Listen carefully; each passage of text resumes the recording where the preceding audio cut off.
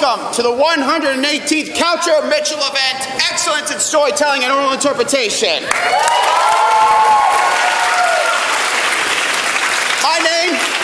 My name is Joseph Vincent Parada. I am the Kaucher Mitchell host tonight, and I'm also the first host with the leaning rail. This is nice. Oh, geez. Look, I've heard of budget cuts, but this is ridiculous. All right, so welcome to our 118th Kaucher Mitchell event, made by the wonderful and fabulous Mathis-Swanson. Beverly.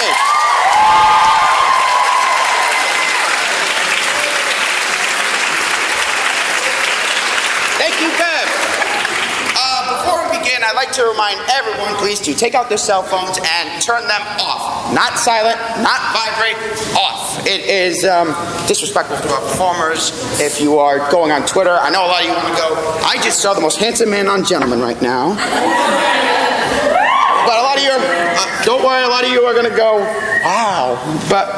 So, what is the Kaucher Mitchell event? Well, the Kaucher Mitchell event is the Excellence in Storytelling and Oral Interpretation. What you'll see tonight is you'll see 10 of our finest performers come up here and, well, tell you a story or give their version of how they would do a performance. So, with that said, I'd like to also introduce our judges tonight. Barnaby Dallas. I'd also like to introduce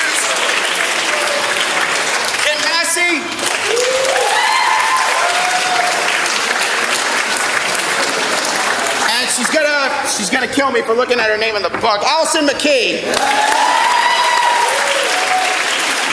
All right. So, cell phones are off. You guys ready to see the show? It's great to see everybody here tonight. I wonder if the word assignment has anything to do with everyone being here. One laugh from the audience, thank you. All right, so before we start, right here you see before you is a candle, and the tradition at the Kaucher Mitchell is that the Kaucher Fellow, myself, gives words of wisdom to the audience. But I'd like to give 2 words of wisdom, if I may. One by an unknown man and another by a very famous celebrity. The quotes today are, "The true friends are not the ones who stand behind you, but they stand beside you." And the other words of wisdom today are, "Time flies when you're having fun, and fun times when you're having flies," by Kermit the Frog.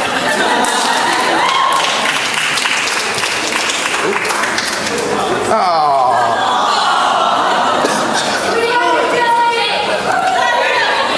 Stage fright.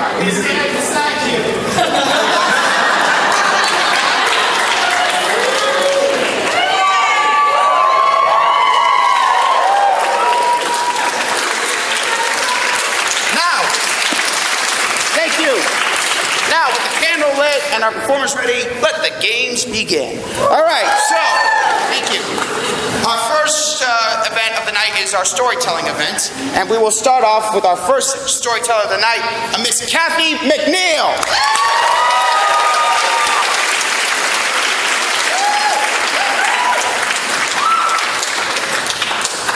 Hello, everyone. I am God. I know, not what you were expecting. Which, by the way, I'm getting real tired of people thinking that I'm some ripped version of Santa. But that's not what I came here to tell you all tonight. You see, I have a confession to make. I know outside of the courthouses you've been hearing people scream that I created Adam and Eve, not Adam and Steve. Ladies and gentlemen, I would like to present to you The Last Testament, a memoir by God with David Jaberbaum. Chapter 4, Adam and Steve. Here's basically how it went down. I had just finished creating the ground, the ocean, and the sky, the beasts of the earth, and the fowl of the air, and everything was looking pretty darn good. But I also noticed, by way of minor oversight, it made good administrative sense to create a sort of middle managerial position. So, as my final act of day 6, I created man. I picked up the dust from the ground and breathed life into his nostrils, and I called him Adam to give him a leg up, alphabetically. And let's be clear, I made Adam for my image, not in my image. Because as I had learned with my creations, thou never gets a second chance to make a first impression. And to immediately assess his ability to function in my absence, I decided to change my plans. I had intended on using day 7 to infuse the universe with an innate sense of moral wisdom and justice. But instead, I just left him in charge and took a nap. And he passed my test. He was by far my greatest creation. He befriended all my other creatures, named them, cared for them, and tended the garden most skillfully. He had a great eye for landscape design. But I also noticed he seemed rather bereft in his solitude, for often he sighed and pined for a companion. And furthermore, he well-nigh besplattered my paradise with his, seed. So, one night I put him into a very deep sleep. Drink this, honey. And while he slept, I removed a rib, though not a load-bearing one. And from this, I formed a companion. A hunk, unburdened by excess wisdom. Oh, was he cute. Sorry. And Adam awoke, saw him, and wept for joy. And he called the man Steve. I suggested Stephen, but Adam likes to keep things informal. They became great companions, and they, knew each other as often as possible. But they were happy, for they had not yet eaten the fruit of the tree of knowledge that your lifestyle is sinful. Now, the snake. He was by far the most closeted of all my creatures. And though he pined for a mate, he had a lisp and fretted over his skincare and could not have looked more, phallic. And that which he needlessly despised in himself, he sought to destroy in others. So one day he slithered up to Steve and said, "Steve, sup? Hey, random question for thee. Hast thou ever tasted the fruit of the tree of knowledge that your lifestyle is sinful? Because I've heard that it's some quality produce." Long did the snake cozy Steve in this way, and at first Steve balked. But the snake tricked him, convincing him that the fruit could intensify, pleasure. Which was a reckless lie. The fruit did not intensify pleasure. It merely prolonged the activity for 45 minutes. And so Steve ate of the fruit, and Adam ate of it as well, and they grew knowledgeable that their lifestyle was sinful, but they were also filled with white-hot lust, and entwined each other unceasingly until dawn. But in the morning they grew embarrassed and hid themselves behind a bush when they saw me walking in the garden, which, a lot of good that was gonna do. "Adam and Steve, where art thou?" "Mother, we have something to tell thee. We're gay." "What?" "It is true, Mother, for I ate of the fruit and bid Adam eat of it, and now we know that we are not only here, we are queer. And Mother, we would thou growest used to it." So I turned to the snake and I screamed, This is all your fault. I brought Steve the same gender as Adam so that they could not breed and would be free to focus on their gardening careers." "But Mother, surely I could not have done this evil thing if thou had not put the tree in the garden in the first place."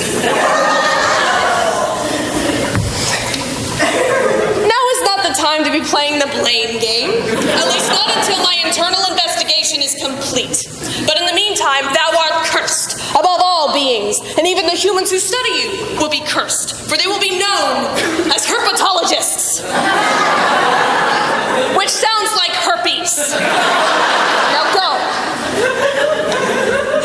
As for you two, I knew I should you lesbians. You would have been more outdoorsy in general, but ye have been disobedient, and for that I must bestow upon you the harshest punishment I can imagine. You will be transformed from carefree lovers in paradise to a married couple stuck in the suburbs. Steve, so that thou mayest bear young, tomorrow I shall transform thee into a woman. Oh, grow up. It is not that bad. Who ate the fruit, Steve? Who gave it to Adam? That's right. In the meantime, here, put this on. Okay. And try to think of a name that rhymes with Steve so that I can spin this when they write the books. And so the next day, Adam and Eve packed up their bags and their fig leaves and left paradise in search of the suburbs, where they continued to know each other. And eventually, Steve would learn of the trials and tribulations of childbirth.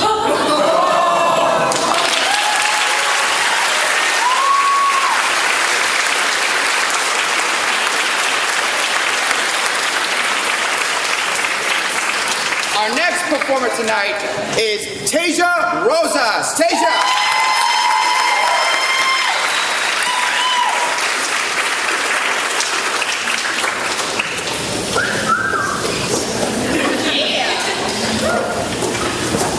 When I try and tell people that my father is kind of a total lunatic, they laugh and nod knowingly. They assure me that theirs is too, and that he's just a typical father. And they're probably right. If the typical father runs a full-time taxidermy business out of the house, if the typical father says things like, "Happy birthday, here's a bad tip full of raccoons," then yeah, he's totally normal. This is why whenever my friends tell me how their insane father would occasionally fall asleep on the toilet or sometimes catch the house on fire, I put a finger to their lips and I whisper, "Hush, little rabbit, let me give you perspective." And then I tell them this story. Ladies and gentlemen, I present to you my adaptation of Jenny Lawson's Stanley, the Magical Talking Squirrel. It was close to midnight when I heard my father come into the house, down the hall, open the door to our room, and turn on the lights. Let the girls sleep. Do you know what time it is? My mother knew that when my father had a great idea hit him, there was little she could do to dissuade him, but she went through the motions of arguing with him anyway, mainly to point out to my sister and I what was normal and what was crazy, so we could recognize it when we got older. I was 8, and my sister Lisa was 6, and my father, a giant Bohemian man who kind of looks like a dangerous Zach Galifianakis, lumbered across our bedroom and crouched down by the bed. "Wake up, girls, I've got something to show you." His face was flushed with cold excitement or hysteria, I'm not really sure which. I noticed then that he had a Ritz cracker box in his hand, which was weird because we never had brand name food in the house. So I was all, hell yeah, this is totally worth waking up for. But then I realized that there was something alive and moving in the cracker box, which was disturbing less because he brought some creature into our room, but more because whatever it was ruining some perfectly good crackers. Daddy leaned in rather conspiratorially, and he told us that this box held our newest pet. This is a man who once brought a baby bobcat into the house, let it loose, and never got to say anything because he didn't think it was important. So for him to be excited, I thought this box had to contain something truly amazing, like a 2-headed lizard or a baby chupacabra. "Come out and meet your new owners, Pickle." Almost as if on cue, a small, visibly frightened squirrel poked its head out of the box. My sister Lisa squealed in excitement and darted back inside. "Hey now, you've got to be real quiet or you're going to scare it." And true, my sister Squeal may have startled the squirrel, but odds are it was just freaked the hell out by our house. My taxidermist father had lined every wall of our home with snarling bear heads, leering elk, and giant boars complete with bloody fangs from devouring slow villagers. Had I been that squirrel, I probably would have crapped my little squirrel pants. The squirrel peeked its head back out of the box again. My father could sense we were not impressed, so he explained to us, "Girls, this is no ordinary squirrel right here. This is a magic squirrel." "No, look, I'll show you. Little squirrel, what is my oldest daughter's name?" And this squirrel looked at me, looked at my sister, and damned if it did not stretch up on its little squirrely legs and put its mouth to my father's ear. He said, "Jenny." My sister and I are both quick to point out that he didn't actually hear the squirrel say my name. Odds are it was probably looking for food in my father's ear hair. My father sighed, clearly disappointed in his cynical daughters, or the ear hair comment. "Father, I'll show you. Little squirrel, what is 2 + 3?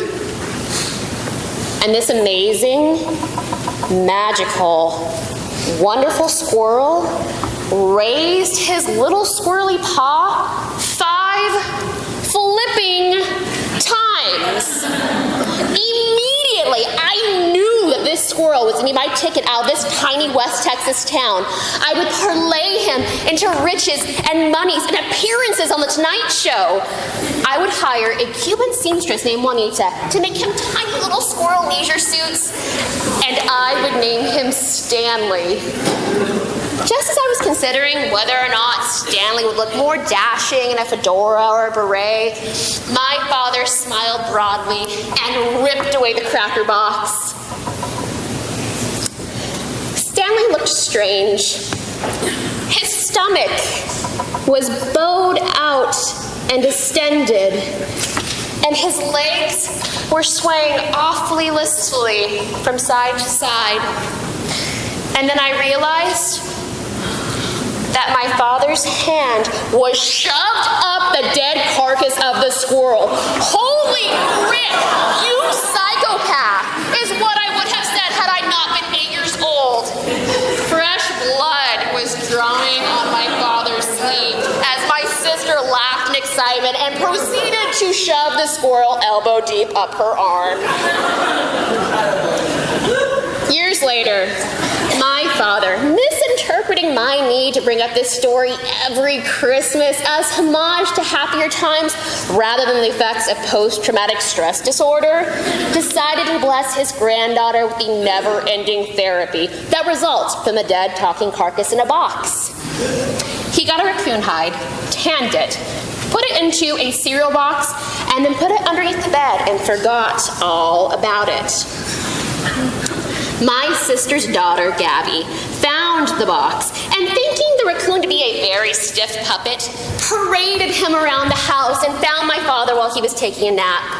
She came into his room and laid it on his pillow like a message from the Godfather. Its tiny shriveled paw caressed my father's face as she sweetly whispered, "Wake up, Papa, and meet your new friend." And this is the moment when my father squealed like a girl. Thank you.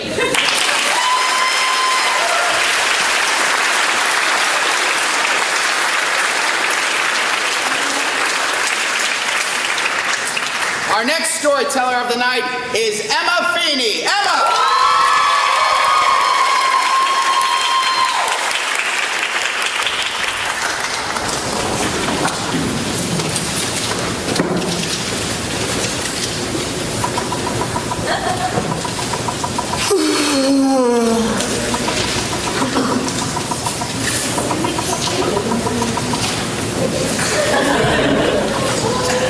One day, The piece awoke from its slumber to see that it was missing a piece, a very important piece, a piece that all the other pieces were jealous of. And he didn't want anything else but this piece. Ladies and gentlemen, I present to you The Missing Piece by Shelf Silverstein.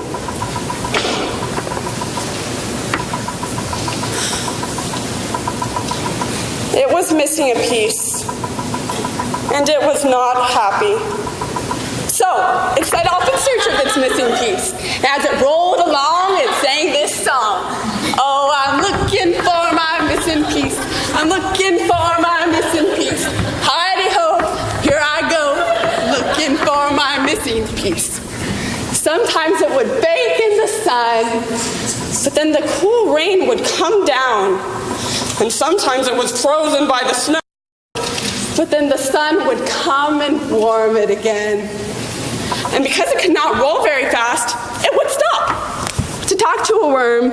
How you doing, Mr. Worm? Or smell a flower.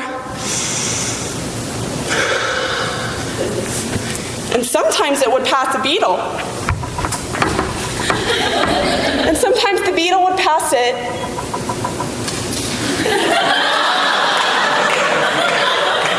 This was the best time of all. And on it went, over oceans. Oh, I'm looking for my missing piece. Over land and overseas. So grease my knees and fleece my bees. I'm looking for my missing piece. Through swamps and jungles, up mountains and down mountains. Until one day, lo and behold, I found my missing piece. I found my missing piece. So grease my knees and fleece my bees. I found my, wait a minute. Not your missing piece. I am nobody's piece. I am my own piece. And even if I was somebody's piece, I don't think I'd be yours. Oh, I'm sorry to have bothered you. And on it rolled, and it found another piece. But this piece was too small, and this one was too big, and this one was too sharp. And this one was too square. One time it seemed to have found the perfect piece, but it didn't hold tightly enough, and it lost it. Another time it held too tightly, and it broke. But then it found a piece that seemed to be the perfect fit. Hi. Hi. Are you anybody else's missing piece? Not that I know of. Do you want to be anybody's piece? Maybe. Well, maybe we won't fit. Maybe we will.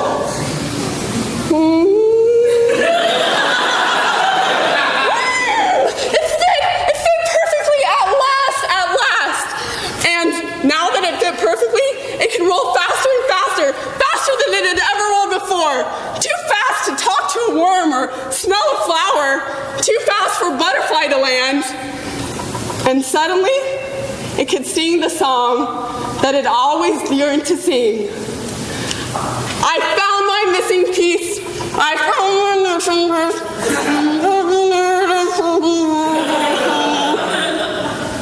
Oh, it looks like since the piece was complete, it could not sing at all. So that's how it is. Well, the piece set its missing piece down, stood up, and rolled off. And as it rolled along, it continued to sing, oh, I'm looking for my missing piece. I'm looking for my missing piece. Heidi-ho, here I go, looking for my missing piece. Thank you.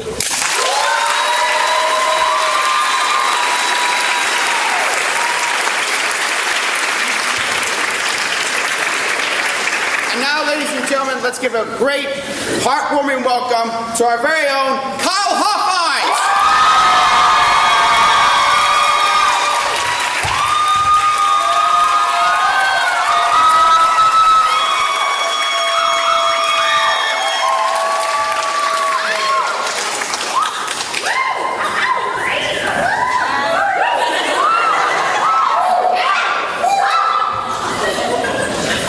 Does anybody here actually like going to the dentist? No. And you know why?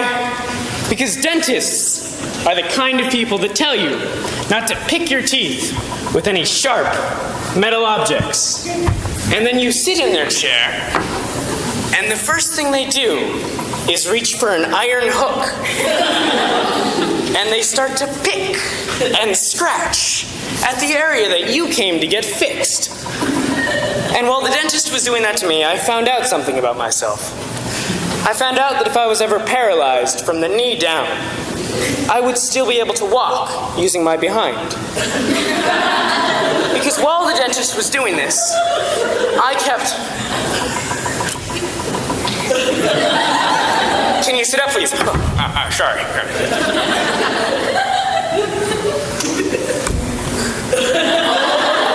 I need you to sit up, sir. I beg your pardon.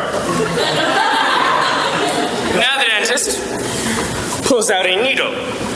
This is to deaden the pain. Now a regular doctor, when they give you a shot, they go, and that's it. Dentists don't do that. They go, and you're sitting there, and then they want to talk to you. So, do you do any fishing? Where do you usually go? Yes, I've been there many times myself. Now the dentist pulls out the needle and puts this thing in your mouth. This will suck up your face. The dentist goes outside to laugh at you. And there you sit, a grown, intelligent human being. And you're having an argument with this thing in your mouth. It is at this point that you notice that the right side of your face feels like it's sliding off of your skull. And your bottom lip is in your lap. So when the dentist comes back, you have a few questions for him. You look him right in the eye and you say, Excuse me. Excuse me. I've been wondering... What? I said, I've been wondering about my face. What? My face. Can you see my face? I don't understand. Can you see my face? Your face? Yes. What's the matter with it? What's the matter with it? My face is hanging down. Do you see this? This is my bottom lip. It wasn't like this when I came in here. I'll fix it. I hope so. Because you put a needle in my mouth, and my face is hanging down, and my bottom lip is on the floor. I can't live with it like this. I'll fix it. Okay. Now the dentist starts to drill. And you see and smell smoke coming out of your mouth. So you say, wait a minute. What is it? Smoke. What? There's smoke coming out of my mouth. I don't understand. Fire! Do you understand fire? There's a fire in my mouth. And the smoke is coming out of my mouth because of the fire. The fire? Yes. Where? Never mind. Never mind. Now the dentist continues to drill. And you hear and feel him make a mistake.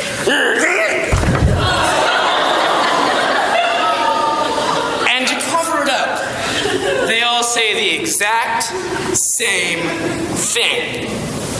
Okay, now rinse. Rinse? I have no bottom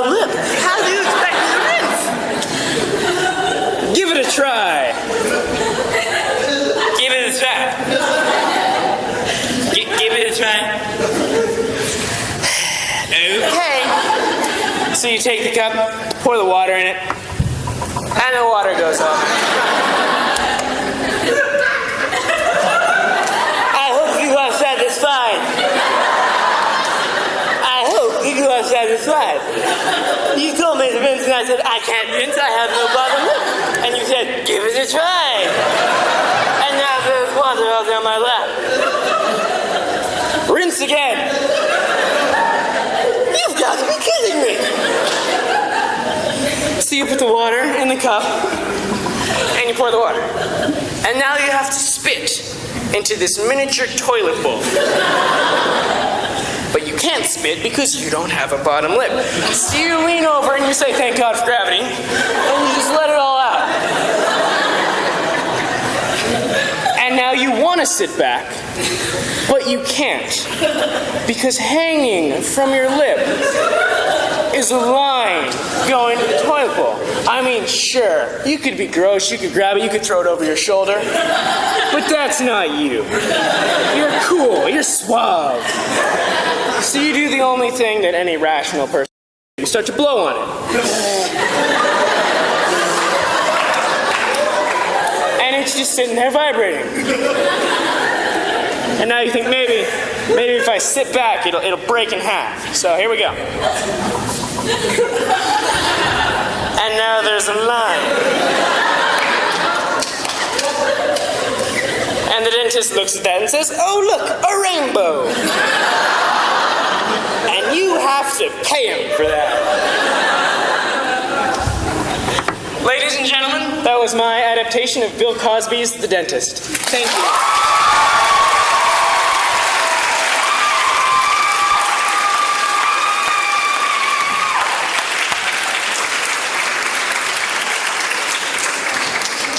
Our final storyteller of the night is Ashley Gomez.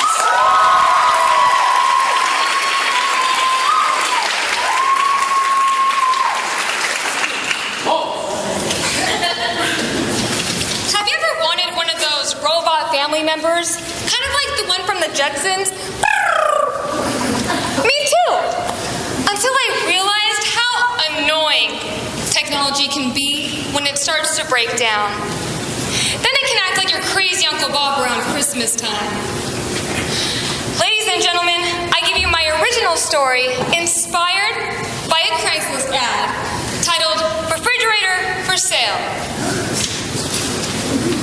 So, I'm moving into my new apartment next week, and I've decided I've got to sell my refrigerator. It's a singing refrigerator. Yes, my refrigerator sings. It sings whatever it wants to, whenever it wants to. Though, with some practice and a little patience, you can have it singing Sinatra, the Beatles, or even the Spice Girls. It'll have your whole family dancing to Whoopin' Gangnam Style. Or the Hey Macarena, hey! Or you could use it as a gag for when your friends come over. Have it play something repulsive like Justin Bieber. Or that singing chick from the Real Housewives. It's also great on those romantic evenings when you bring your date over your house for the first time. It plays that really romantic background music. Loving you is easy 'cause you're beautiful. La la la la la, la la la la la, la la la la la, la la la, do do do do do. And then it does the high notes.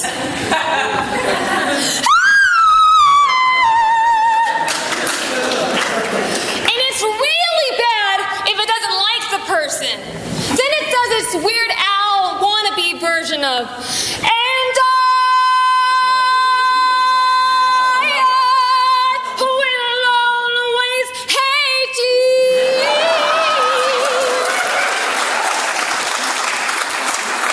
Yeah, that one's never really worked out too well. We had Bible study at my house one time, and there's a reason why it was only one time. You see, we're all there praying for my dear Aunt Sally, whose husband died a tragic death after falling off a cruise ship. So we're all there praying and we're crying and it's really sad when all of a sudden in the background we hear this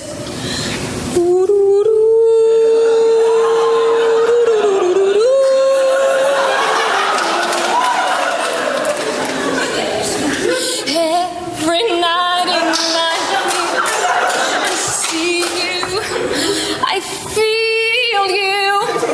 Yeah, the freaking theme song to Titanic. It was the first time I'd ever heard a church lady tell a refrigerator to go to hell. So, why does my refrigerator sing, you ask?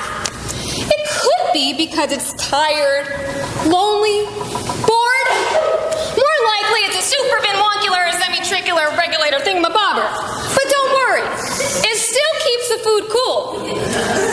Sometimes a little too cool, but it'll surely let you know when it does its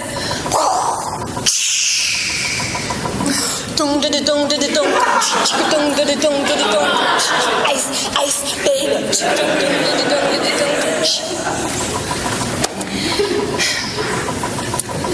Well, my refrigerator is house trained. It also gets along well with other appliances. But it also speaks a variety of languages. Este amor apasionado anda todo alborotado por volver. It also speaks in dog. And my dog also speaks to it. Especially when they do the bow wow wow yippee yo yippee yay. Oh yeah, walk with me now to the let the dogs out. Don't worry, cat lovers. It also sings in cat. It surprisingly knows all the lyrics to the meow meow commercial. And at 3 a.m., my cat and my refrigerator do these lovely call and response duets. Kind of reminds me of a duet between Jennifer Lopez and Mark Anthony. Overall, I say this refrigerator is a one-of-a-kind buy. But I have to warn you, if you ever drop something in front of the refrigerator, don't bend down to pick it up, as it will do its mesh version of the I like big butts and I cannot lie. Then when a girl walks in with an itty bitty waist and a round thing in your face, you get that dong song. And I can't guarantee it'll sing any Britney Spears upon ownership change, as it is tired of lip syncing.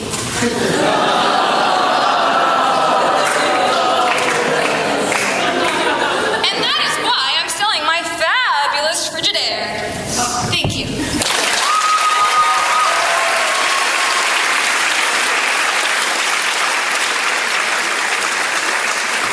Well, that does it for our storytellers of the night. But before we move on to oral interp, I'd like to remind everyone to please have their cell phones off. I know a lot of you have them on vibrate. I have ears in the audience. I'm not kidding, I do.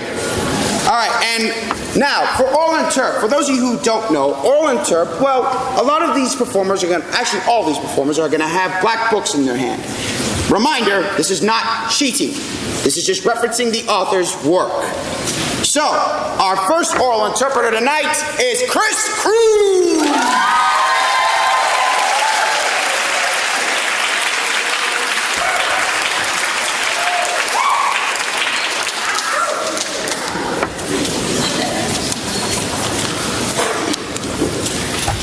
Nobody knows what causes it, and nobody knows how to cure it either.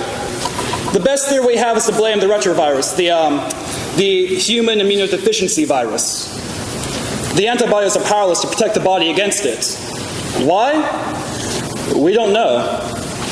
At any rate, the body is left open to a whole horror house of infections which it usually protects against, like Kaposi sarcoma, or your throat problem, or these lesions, or your glands. We think it may also be able to slip past the bloodstream barrier into the brain, which is, of course, very bad news. And it's fatal that we don't know the amount of people with suppressed immune responses. Oh, this is all very interesting, Mr. Wizard, but why the fuck are you telling me this? Roy Cohn is an influential American senator, most famous for his work with Senator McCarthy and the House of Un-American Activities. Roy Cohn was influential in a number of anti-communist, anti-homosexual legislative bills. Roy Cohn was also a deeply closeted homosexual man. In Tony Kushner's play, Angels in America, Roy Cohn is one of the central characters. In the end of Act 1, Roy Cohn visits his doctor, and here's some horrifying news. Well, I've just removed one of 3 lesions, which biopsy result will probably tell us it's Kaposi's sarcoma. You have pronounced swelling of the glands of your neck, groin, and armpits. Lymphadenopathy is another sign. You have oral candidiasis and a little bit more fungus under these 2 digits on your right finger. This disease, syndrome, whatever. It affects homosexuals and drug addicts. Mostly, hemophiliacs are also at risk. Homosexuals and drug addicts. So why are you telling me that?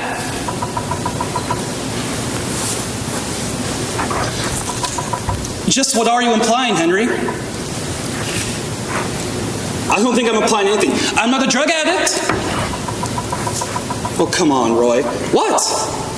What, you think I'm a drug addict? Do you see tracks?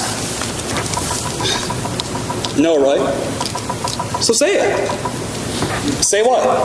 Say, Roy Cohn, you are a... Roy, yeah. Roy, come on. Roy Cohn. Roy Marcus Cohn, you are a... With an H, Henry. Roy, I'm not good. With an H, Henry. And it's not hemophiliac. Roy, why are you doing this? No, I mean it. Say, Roy Cohn, you're a homosexual. You say this.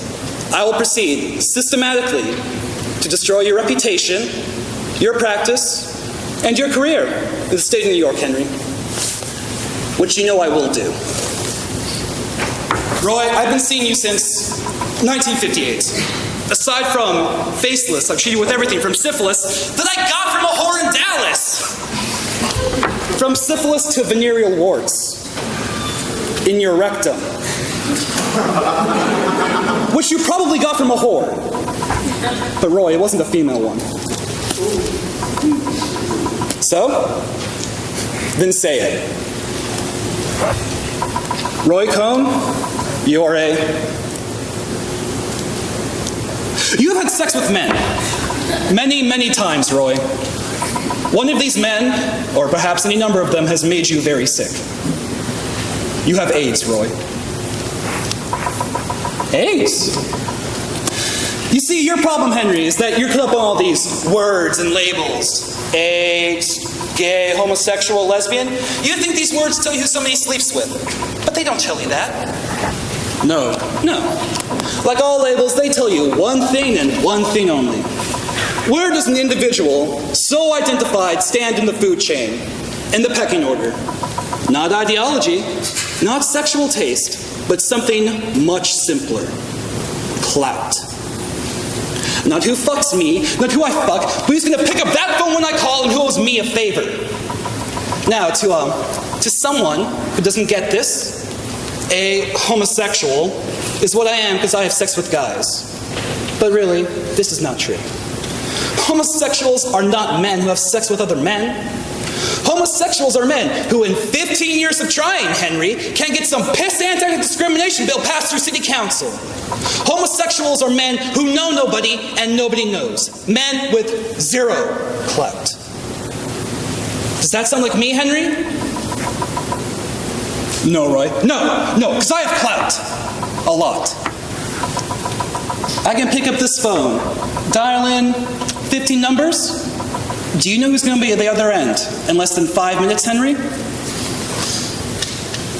The president. Even better, Henry. His wife. I'm impressed. Henry! I don't want you to be impressed. I want you to understand. This is not sophistry.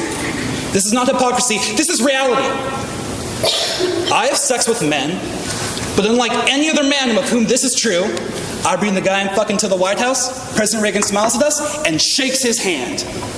Because what I am is defined entirely by who I am. Roy Cohn is not a homosexual. Roy Cohn is a heterosexual man who fucks around with guys. Okay, Roy. Okay, Henry. And what's my diagnosis? You have AIDS, Roy. Henry! No. AIDS is what homosexuals have. I have liver cancer. Thank you.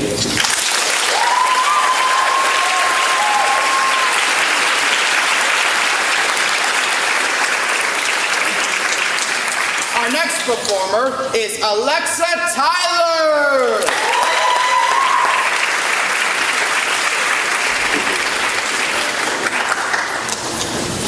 As the saying goes, hell hath no fury like a woman scorned.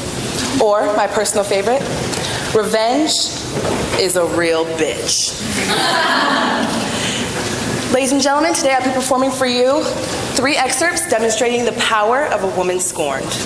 The first 2 from the Addams Family Values, written by Paul Rednick, and the third from Kill Bill Volume 2, written by Quentin Tarantino.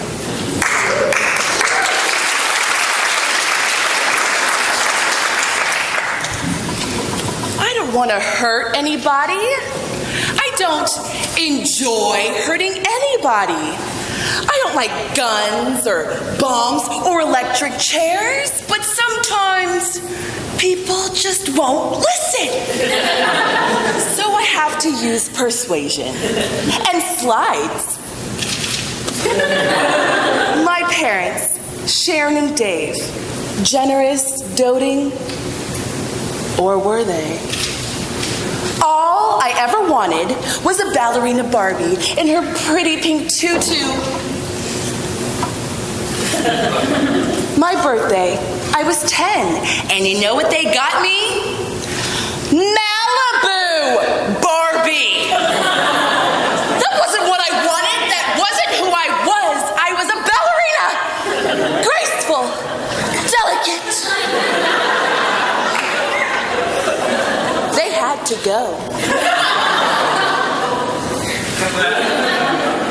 My first husband, the heart surgeon, all day long, coronaries, transplants.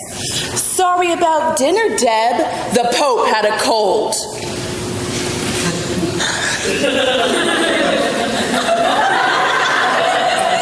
Husband number 2, the senator. He loved his state. He loved his country. Sorry, Debbie. No Mercedes this year. We have to set an example. Oh, yeah? Set this!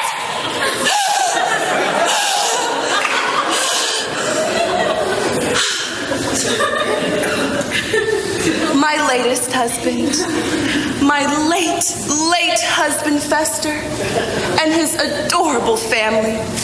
You took me in, you accepted me. But did any of you love me? I mean, really love me? So I killed, so I maimed, so I destroyed one innocent life after another. Aren't I a human being? Don't I yearn and ache and shop? Don't I deserve love and jewelry? Oh. Well, goodbye, everyone. Wish me luck. Wait. We cannot break bread with you. You have taken land which is rightfully ours. Years from now, my people will be forced to live in mobile homes on reservations. Your people will wear cardigans and drink highballs. We will be forced to sell our jewelry by the roadside. Your people will play golf. My people will suffer pain and degradation. Your people will drive stick shifts. The people of my tribe have spoken. They say, do not trust the pilgrims. And especially, do not trust Sarah Miller. For all these reasons, I've decided to scalp you and burn your village to the ground.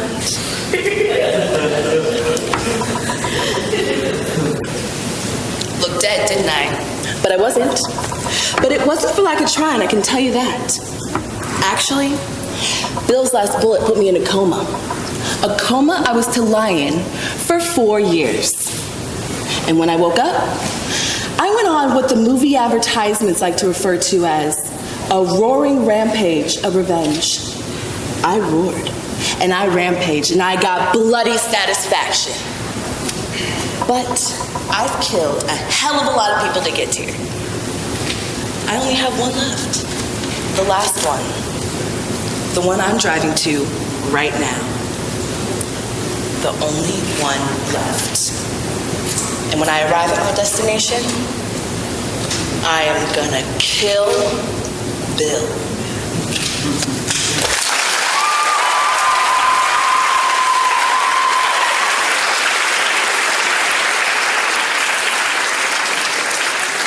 And now, ladies and gentlemen, let's give a warm round of applause for Gina Matthews!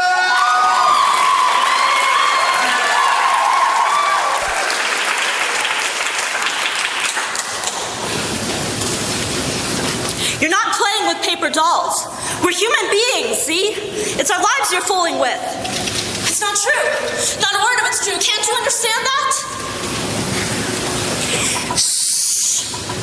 They're lesbians. And they're teachers.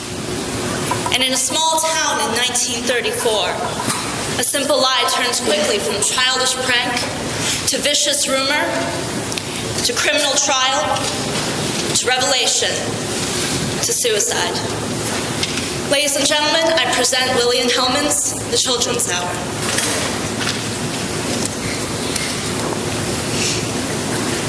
Where's Joe? Gone. A patient? Will he be back in time for dinner? No. We'll save dinner for him then. Karen, what's the matter? He won't be coming back anymore. You mean he won't be coming back anymore? He won't be coming back anymore at all. What happened? What happened, Karen? He thought that we had been lovers. I don't believe you. All right. I don't believe it. He never said a word, not all during the trial, all these months. Didn't you tell him? For God's sake, didn't you tell him it wasn't true? Yes. He didn't believe you? I guess he believed me. Then what have you done? What had to be done? It's all wrong. It's silly. He'll be back in a little while. He'll clear it all up. I wanted that for you so much. Don't. I feel sick to my stomach. What's happened to us? What's really happened to us? I don't know. I want to be sleepy. I just want to go to sleep. Go back to Joe. He's strong. He'll understand. It's too much for you this way. Stop talking about it. Let's pack and get out of here in the morning. We'll take a train. A train? To where? I don't know. Someplace. Any place. A job? Money? In a big place. We could get something to do. They'd know us. We've been famous. A small town then. They'd know us even more. Isn't there any place for us to go? No. There'll never be any place for us to go. We're bad people. We'll be sitting the rest of our lives wondering what's happened to us. You think this scene is strange? Get used to it. We'll be here a long time. Let's pinch each other and make sure we're still living. But this isn't a new sin they tell us we've done. Other people aren't destroyed by it. They're the people who believe in it, who want it, who've chosen it. We're not like them. We don't love each other. I don't love you. I mean, we've been very close, of course. I mean, I've loved you like a friend, the way thousands of women feel about other women. Fire's nice. mean, it certainly doesn't mean anything. There's nothing wrong about it. It's only perfectly natural that I should be fond of you, that I should... Why are you telling me all this? Because I love you. Yes, of course. No, I mean, I love you that way. Maybe the way they said I loved you, I don't know. Listen to me! What? I have loved you the way they said. You're crazy.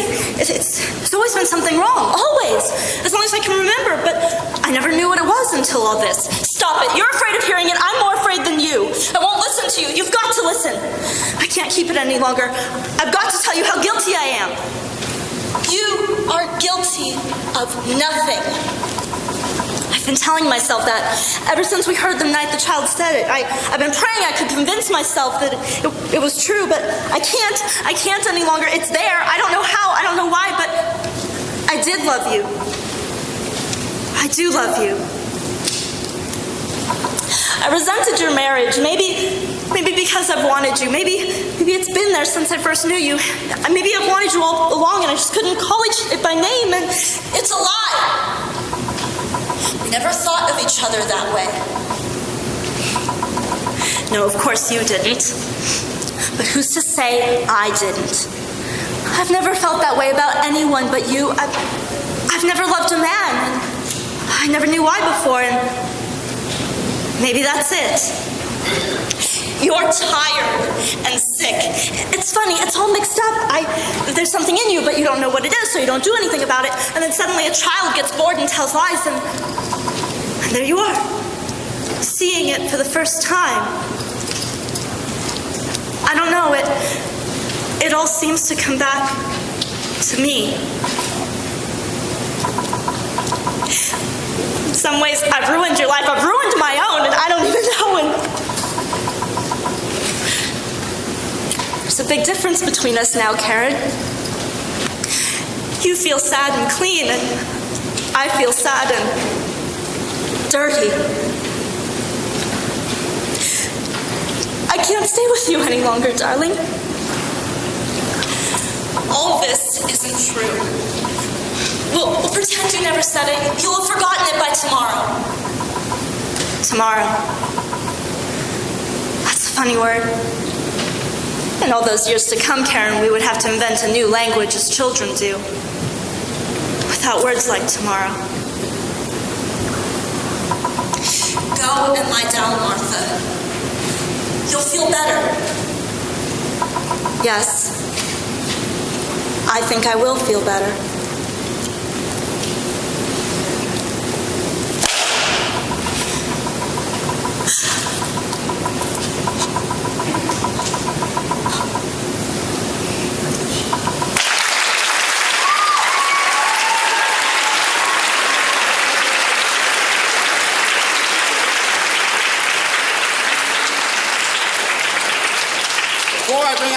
Performer. I'd like to remind everyone who's taking photos tonight to please turn the flash off. We do not want our performers to go blind.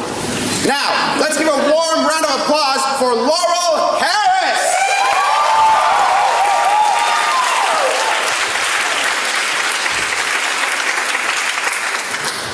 Good evening. Tonight I'd like to present to you my interpretation of Shel Silverstein's The Best Daddy.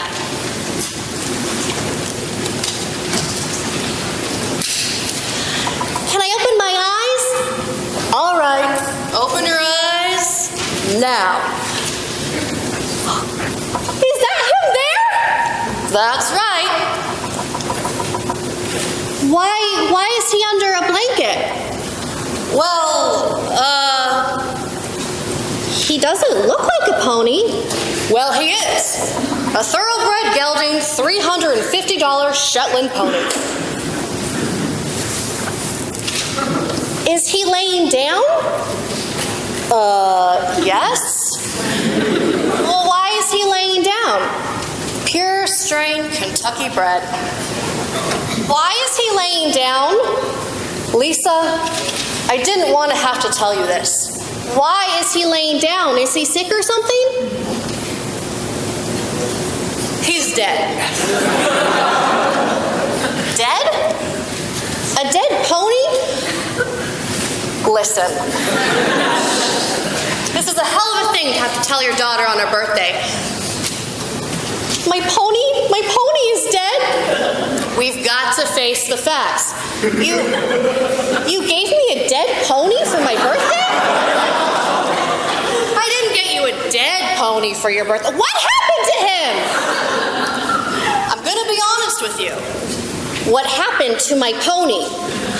You're 13 years old today, and I'm gonna talk to you like an adult. What happened to my pony?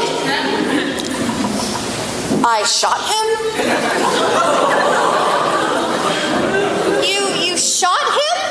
About an hour ago, but hear me out. You shot my pony? You shot my birthday pony? I told you not to get excited, didn't I? Answer me. Did I or did I not say, don't get too excited? Well, why did you shoot my pony? I didn't shoot your pony. He wasn't your pony when I shot him. You didn't even know he existed. He was a pony. Well, why did you shoot a pony? He bit me. But you didn't have to shoot him. You didn't have to. Well, it was only a little pony. He didn't know what he was doing. You weren't there. You didn't know the situation. My pony's dead. I'm 13 years old today and you gave me a dead pony for my birthday. I told you he bit me. But you gave it to me anyway. You out here to show me a dead pony?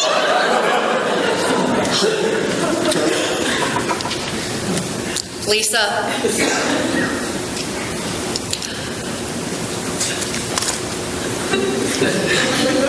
Listen now. Someday, you're gonna have children of your own.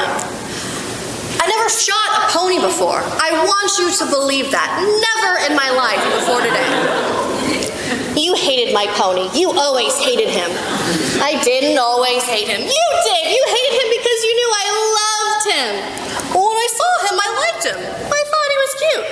You hated him because you knew he loved me and he could show his feelings, and you couldn't stand that. Oh no, because you could never love anyone. You're all bottled up. You keep all your feelings all bottled up. And he could swish his tail and toss his head and lick my hand when I gave him sugar. And late at night, I'd ride him bareback over the gray mountains. You never rode him, I just bought him. You didn't know I'd sneak out late at night when you thought I was sleeping, and I'd run to the pasture. Pasture? What pasture? And he'd smell my scent and come galloping towards me, and I'd leap onto his back, and we'd go riding over the moonlit moor, with the wind in my hair. And now he's dead. You killed my pony. You killed Black Thunder. Black Thunder. You killed the only thing I ever loved. I didn't. You did. I didn't. You did. You said you did. April Fools. April Fools. It's not April. It's my birthday. Birthday Fools. So Black Thunder's not dead? Well, then who's under the blanket? Not who, but what? What? What's under there? 3 guesses. I don't know. You're cruel. You're the cruelest daddy in the whole world. 3 guesses. A candy bar?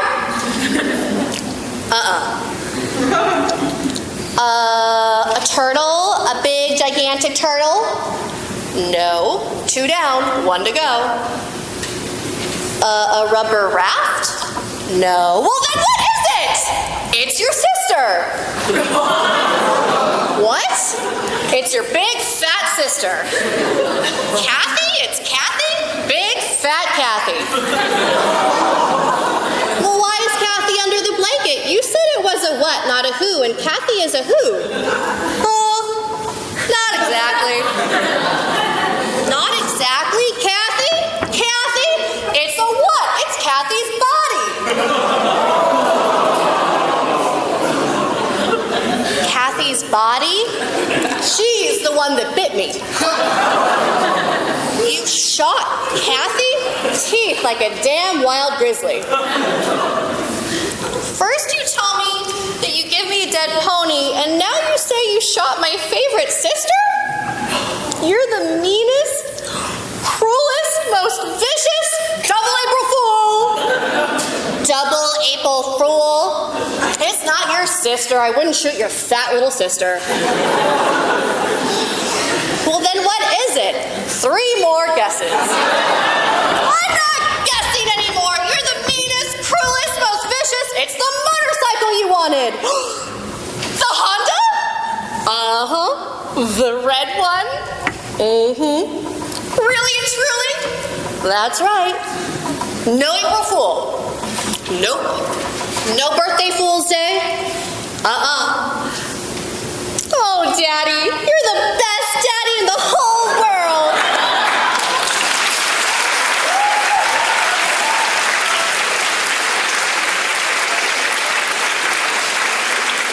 And now, ladies and gentlemen, our last but not least performer for the night, Cynthia Espinosa!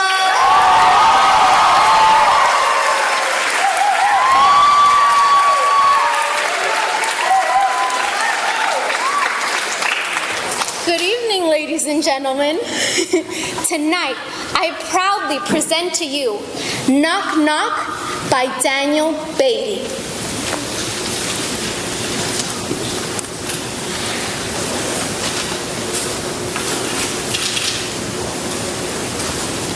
As a boy, I shared a game with my father, played it every morning till I was 3. He would knock knock on my door and I'd pretend to be asleep until he got right next to the bed. Then I would get up and jump into his arms. Good morning, Papa. And my Papa, he'd tell me that he loved me. We shared a game. Knock, knock.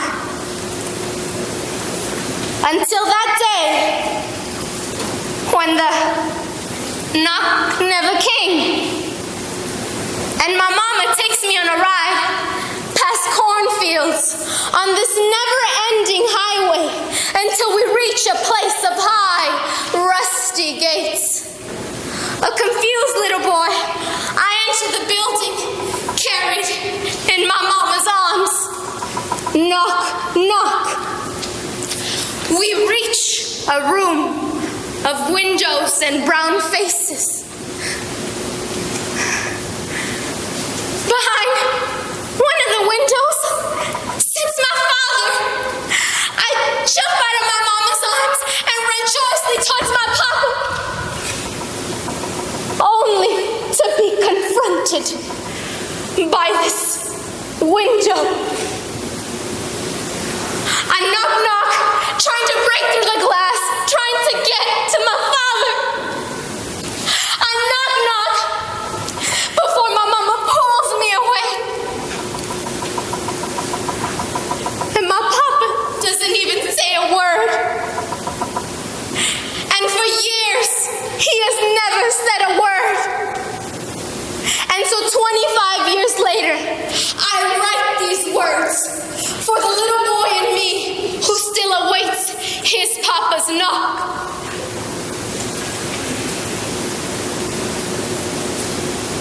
Papa, come home, 'cause I miss you. I miss you waking me up in the morning and telling me you love me. Papa, come home, 'cause there's things I don't know, and I thought maybe you could teach me. How to shave, how to dribble a ball, how to talk to a lady, how to walk like a man. Papa, come home, 'cause I decided a while back I want to be just like you. But I'm forgetting who you are. And 25 years later, a little boy cries. And so I write these words and try to heal and try to father myself. And I think up of a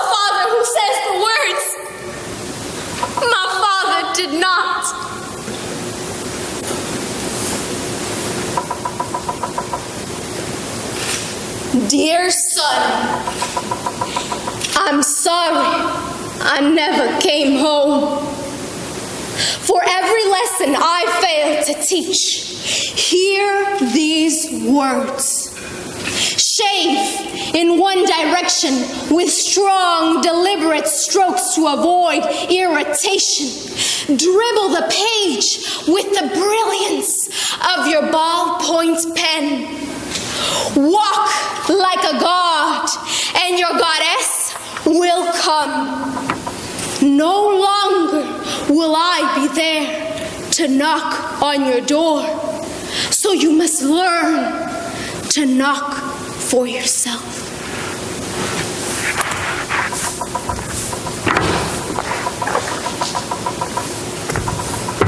Knock, knock, down doors of racism and poverty. I could not.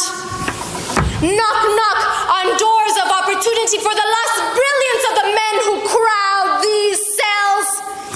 Knock, knock with diligence for the sake of your children. Knock, knock for me, for as long as you are free, these prison gates cannot contain my spirit, for the best of me still lives in you.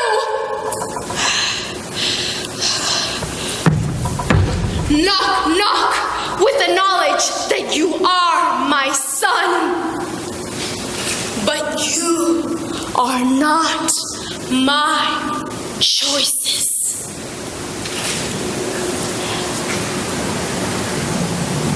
Yes, we are our Father's sons and daughters, but we are not their choices. For despite their absences, we are still here, still alive, still breathing, with the power to change this world. One little boy and girl at a time. Knock, knock, who's there? We are.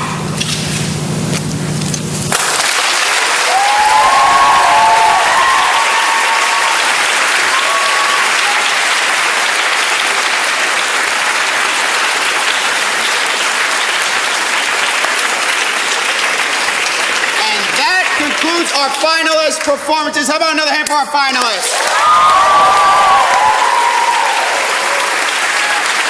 At this time, I'd like to excuse our judges to go to the voting office to decide who will be taking home, well, 2 more trophies. But for you audience, we have a special treat. It's intermission time, which means champagne and apple cider. So 15-minute intermission, enjoy a snack and apple cider and champagne, and we'll see you back here in 15.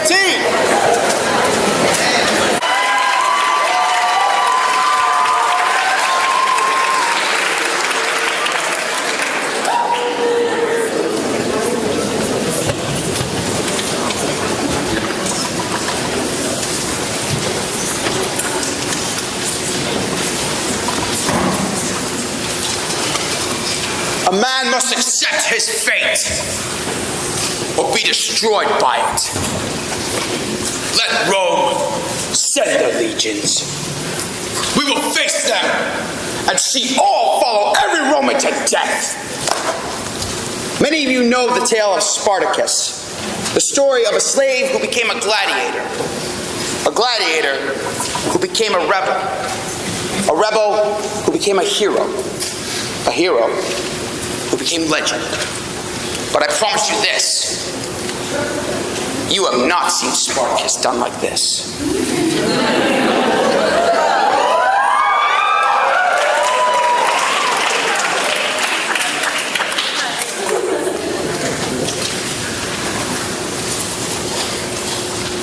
It's been a lifetime since I last stood gladiator. A title and purpose I never desired. Rome forced upon me and many of my brothers such a fate. This night, we shall return favor. Let us show the son of Crassus and his men what we have learned beneath the heel of their mighty republic. And in their lesson, honor the dead with Roman blood! Bring the Roman. I will know what challenge you present, Roman. Absent legions of aid, as they were against Crixus and Agron.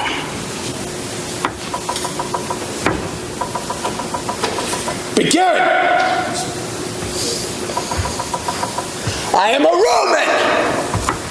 I will not fight your bloody entertainment! You will fight, or you will fall where you stand. A single Roman lacks courage to face me, so send two to brace nerves.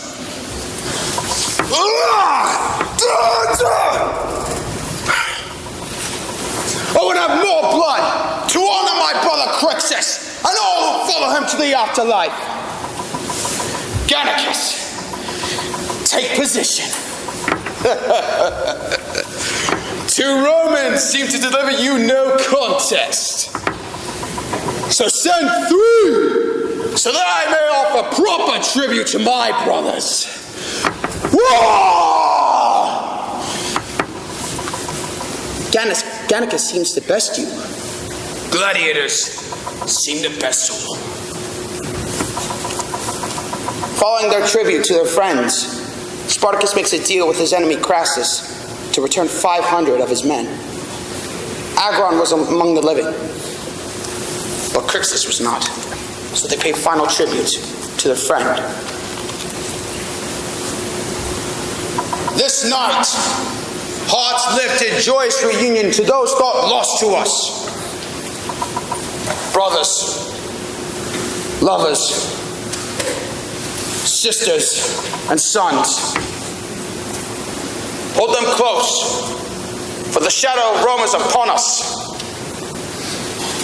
We shall seek our destiny together, whatever the cost. Yet let us not pass from memory those that have gave their lives, so that all may live free.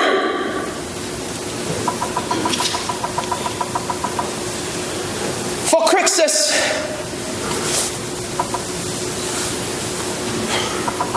for Suro, for Varro and Mira,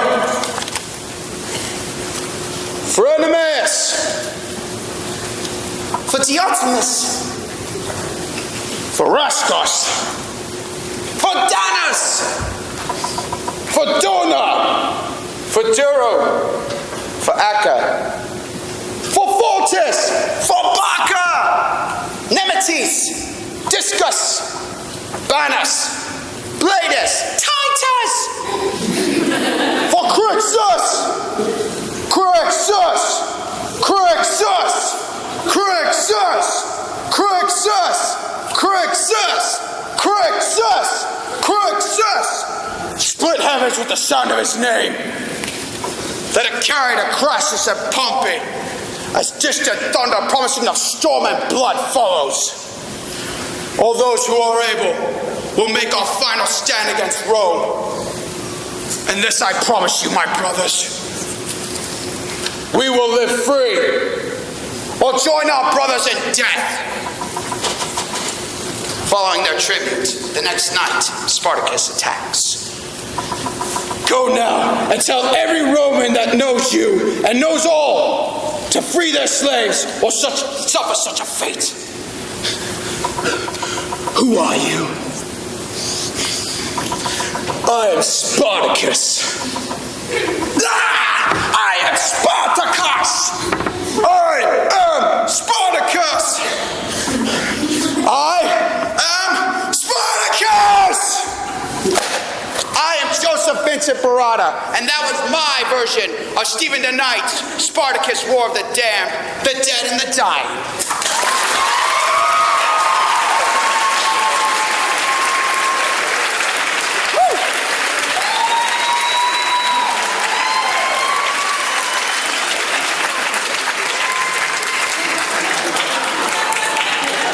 Could sure use one of those right now. Now, ladies ladies and gentlemen, let's give another warm welcome to a former Kaucher Mitchell winner.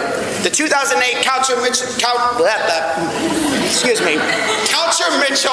winner in oral interpretation. Let us welcome Sanchez Michael!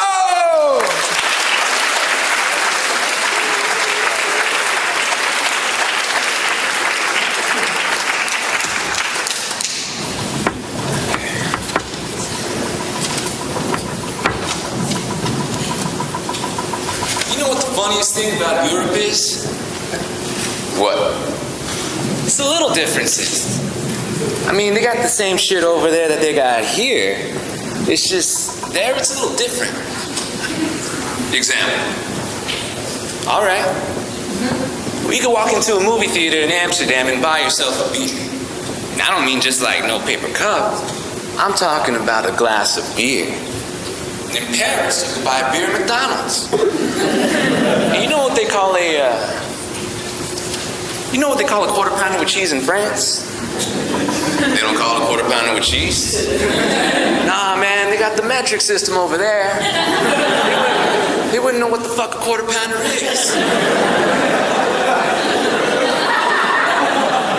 What do they call it?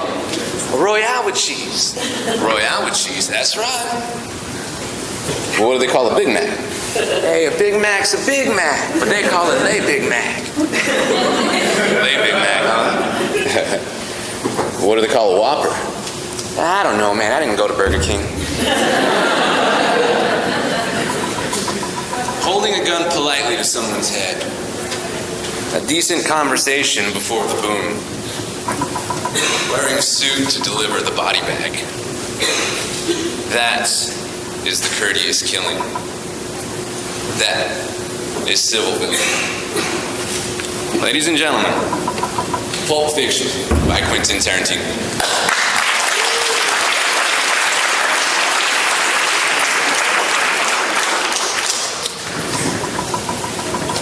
Hey kids, how you boys doing? You know who I am? I'm an associate of your business partner, Marcellus Wallace. You do remember your business partner, don't you? Now let me take a wild guess. You're Brett, right? Yeah. I thought so. You remember your business partner, Marcellus Wallace, don't you, Brett? Yeah, I remember. Good. Looks like I caught you boys at breakfast. Sorry about that. What are you having? Hamburgers. Hamburgers! The cornerstone of any nutritious breakfast. What kind of hamburgers? Cheeseburgers. No. Where'd you get them at? McDonald's, Wendy's, Jack in the Box? Where? Big Kahuna Burger. Big Kahuna Burger. That's that Hawaiian burger joint. Here they got some tasty burgers. I never had one myself. How are they? They're good. They're good.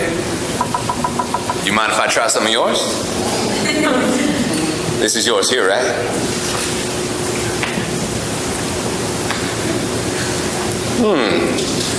That is a tasty burger. I can't usually get them because my girlfriend's a vegetarian, which, you know, pretty much makes me a vegetarian. But I do love the taste of the burger. You know what they call a quarter pounder with cheese in France? No. A Royale with cheese. You know why they call it that? Because of the metric system?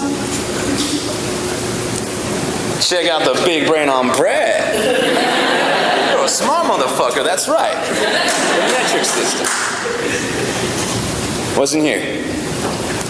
Sprite. Sprite. Good. You mind if I have some of your tasty beverage to wash this down?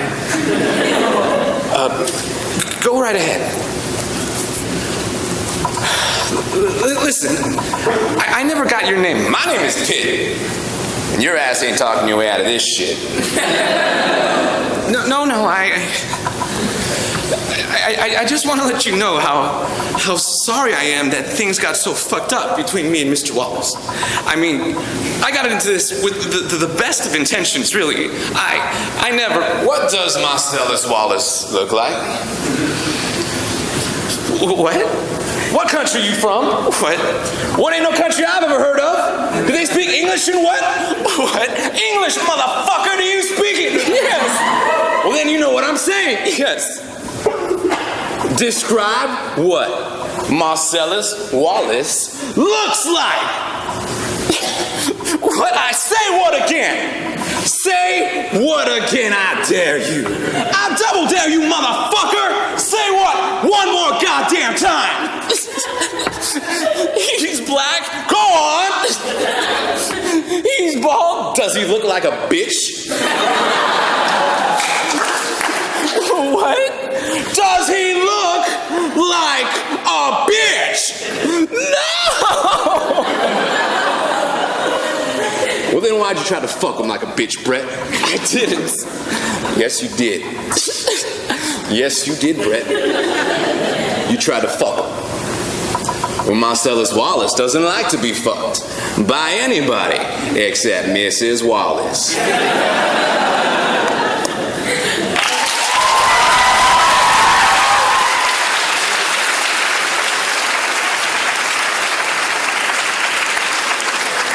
Ladies and gentlemen, at this time, I'd like to thank our photographer, Monica Thompson.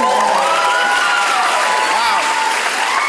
I'd also like to thank the radio section over there, right behind the camera people.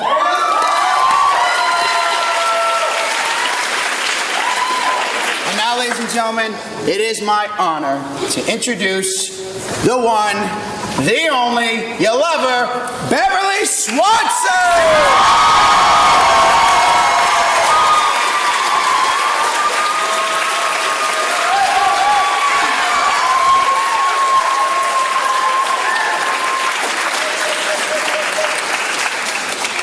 Extra credit!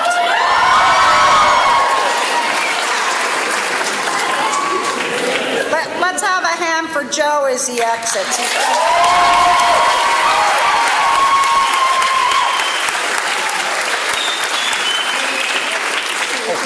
Call you back. Okay.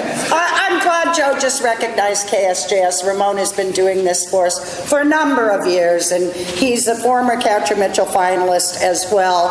And I'm going to go into a little bit of the history of the event with you, but we have a couple of presentations first, and then we have the announcement of tonight's winners after we recognize our finalists. But we have one very important person to recognize first, and I would like to invite a beautiful young lady out here to help me do that, and that would be a former Kaucher Mitchell finalist, a former Kaucher fellow, and that is Katie Zeisel.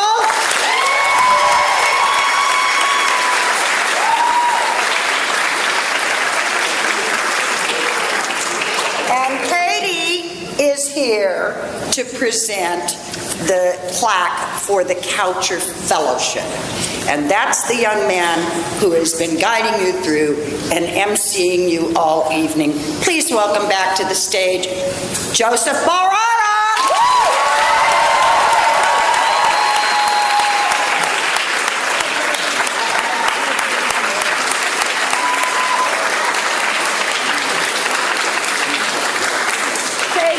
A quick word for Joseph?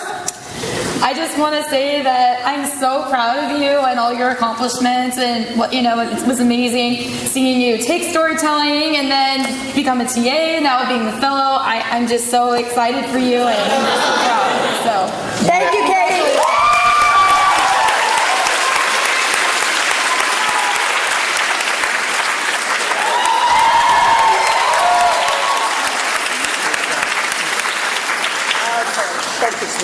I actually owe it all to Katie, who dragged me into the class. No, seriously, she grabbed me by the backpack and go, come on. Ah!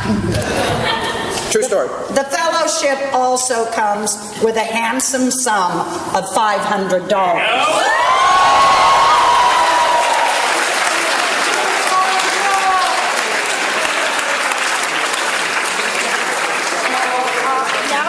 like to present to our finalists. That's yours, Joe, so you can call each of them by name. Oh, yes. Okay, go ahead. All right, everyone, let's welcome back to the stage. First, Kathy McNeil.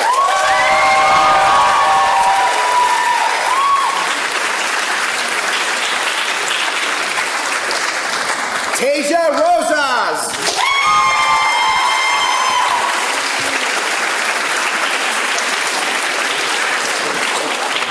Emma Feeney.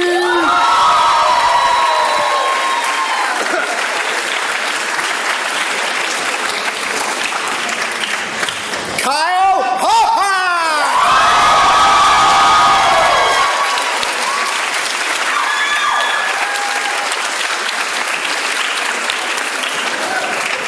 Ashley Gomez.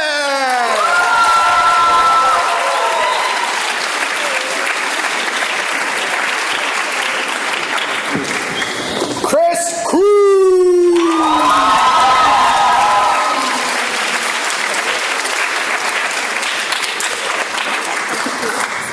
Laurel Harris.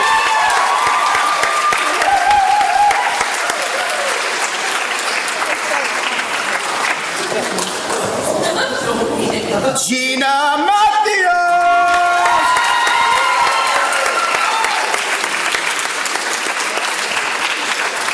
I owe an apology, I read this wrong. Alexa Tyler.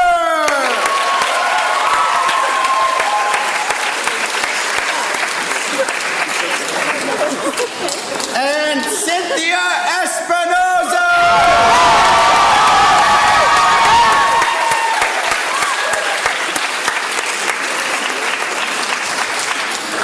Okay, I'd like, as they exit the stage, I'd like one more round of applause for our finalists.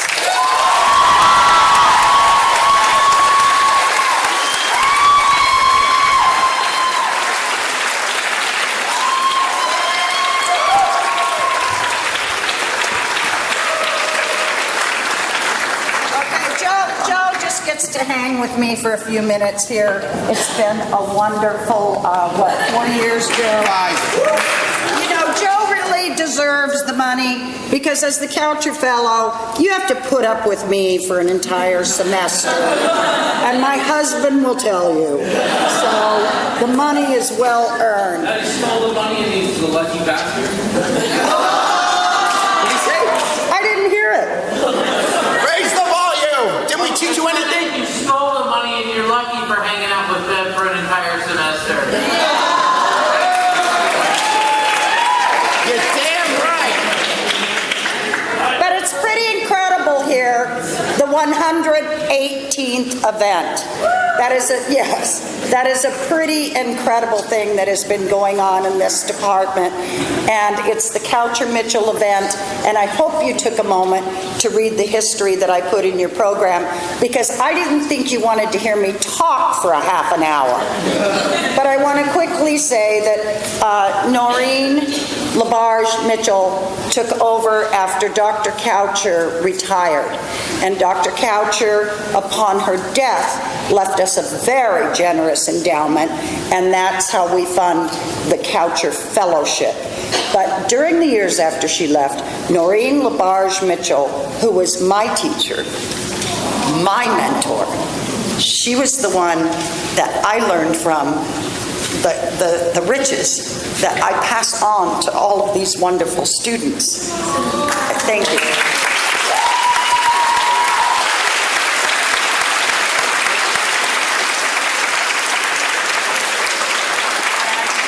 And she was a fabulous woman, and you had so much respect for her. And once you got cast in one of her shows, or you were working with her workshopping your Kaucher-Mitchell things, she invited you to call her Noreen. And because of that, tonight for our storytelling and oral interpretation awards, they have the Oscar, the Emmy, the whatever.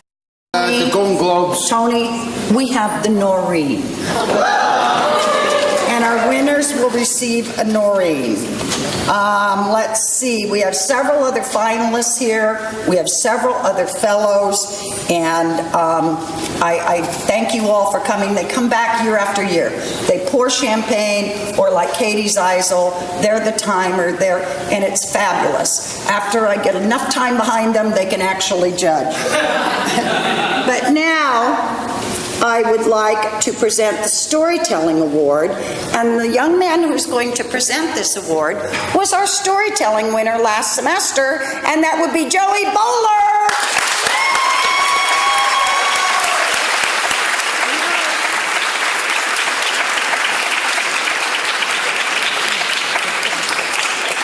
Which one's this one? And our storytelling winner, yeah, hand him the story.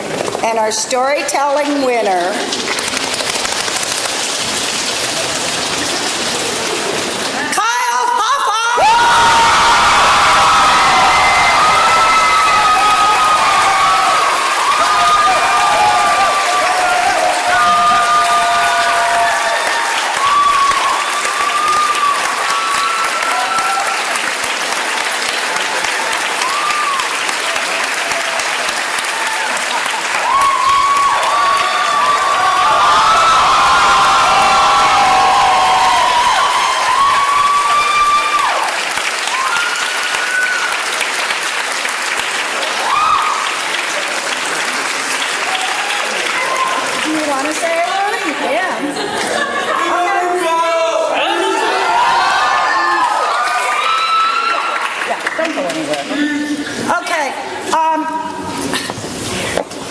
what do you think happens with a student who never comes to class? I know. But then this student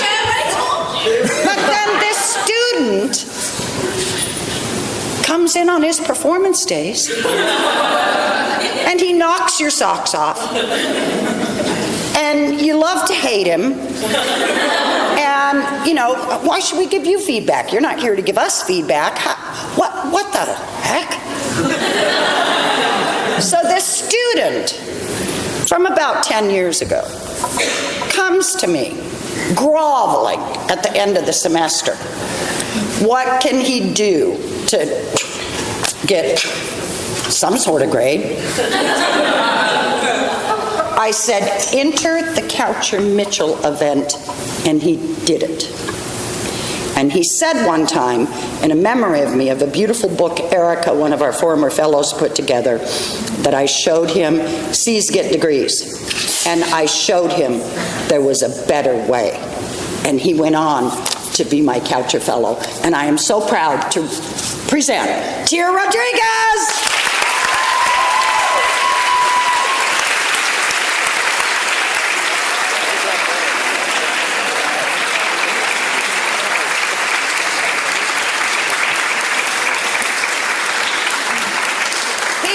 Bad boy. Okay, and Tia is going to present the Oral Interpretation Award, and that goes to Alexa Tyler.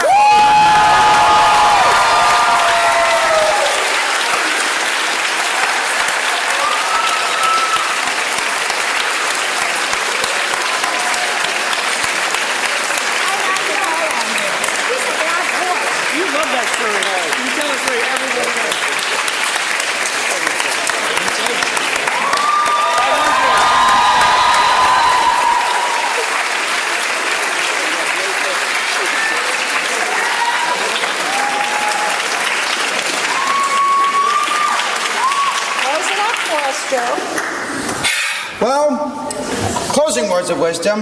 You don't have to go home, but you can't stay here. Good night, everybody. Thank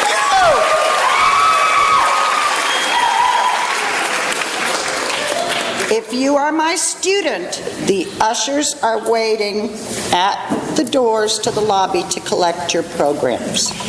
Good night. Good night.